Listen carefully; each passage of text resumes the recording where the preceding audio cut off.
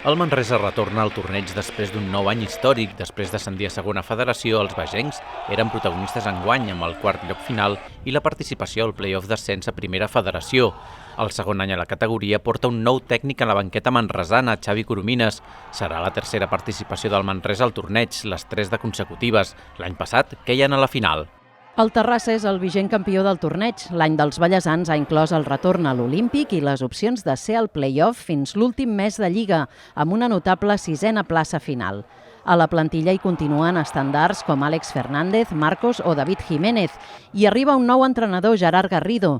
Serà la 5a participació dels ballesans al torneig, amb 2 títols fins ara. El Badalona torna un any més a l'Històrics després d'una temporada en què obtenia la permanència a segona federació, amb 8è lloc final. Els escapulats arribaven a veure's immersos en la lluita per la permanència, però el bon rumb a casa els mantenia a la categoria. Serà la 32a participació del Badalona al torneig. És el rei de l'Històrics amb 7 títols i 14 finals disputades. El Cerdanyola obtenia una meritòria permanència i encadenarà el tercer curs a segona federació. Després d'un estiu convuls, amb confirmació de la plaça a la categoria a l'agost, els ballesans remaven a contracorrent amb molts quilòmetres en desplaçaments i obtenien el Premi de la Salvació. Serà la 4a participació al torneig del conjunt verd, en va ser subcampió el 2017. L'Europa retorna a l'Històrics i acollirà el torneig, com ja va fer el 2005 i el 2007. Els graciencs viuen un estiu d'il·lusió pel retorn a segona federació després de ser campions del grup català de tercera. Continuen pilars de l'equip com Àlex Cano o el tècnic Ignasi Sanabra i s'hi sumen futbolistes destacats del futbol català, com Àlex Pla o Javi Eslava. Serà la 23a participació de l'Europa al torneig. L'ha guanyat un cop, el 2010. El Sant Andreu també ha viscut l'any de l'ascens a segona federació, amb l'èpica del partit decisiu a Salamanca i la comunió total entre plantilla i afició a l'El Mántico i a la plaça Orfila. Els andreuencs mantindran homes clau com Josu al camp i Xavi Molista a la banqueta. Serà la 28a participació del Sant Andreu a l'Històrics, un torneig que ha guanyat 4 vegades. L'Hospitalet continuarà competint a tercera aquest curs després de ser 5è enguany i caure a la primera eliminatòria del play-off. Arriba un nou tècnic, Joan Sánchez, i la configuració de la plantilla busca la mescla entre joventut i experiència per aspirar a tot. L'Hospi torna al torneig 4 anys després. És la seva 13a participació i ha guanyat un títol el 2015.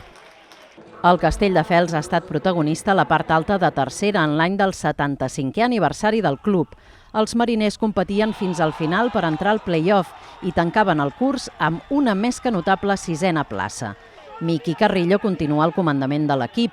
Serà la tercera participació dels mariners que retornen al torneig 6 anys després i buscaran el seu primer triomf a l'Històrics.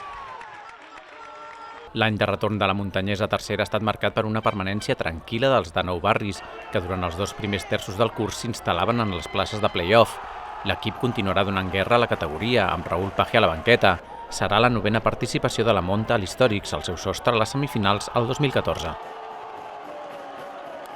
El Sants arrencava curs a tercera després d'un estiu d'incerteses i mostrava el seu caràcter competitiu fins que a les jornades finals no podia evitar el descens de categoria. Amb tot, els sancencs preparen un equip competitiu per a la nova Lliga Elit, amb Borja López de nou de tècnic. Serà la 30a participació dels sancencs a l'Històric, torneig que van alçar el 1993. El Júpiter arriba a l'Històrics amb un ascens sota el braç, el que assegurava per als gris i grana el retorn a primera catalana, un any després de descendir-ne. Els barcelonins han mantingut la fidelitat del seu públic i preparen amb il·lusió el nou curs, mantenint el patró, Juanjo García, a la banqueta. El Júpiter no ha fallat mai al torneig, 37a participació en 37 edicions, amb 5 títols guanyats fins ara. El martinenc competirà a primera catalana aquest curs en un nou projecte comandat per Toni Carrillo. Els vermells acabaven el curs a la part mitjana del grup 2 de la categoria.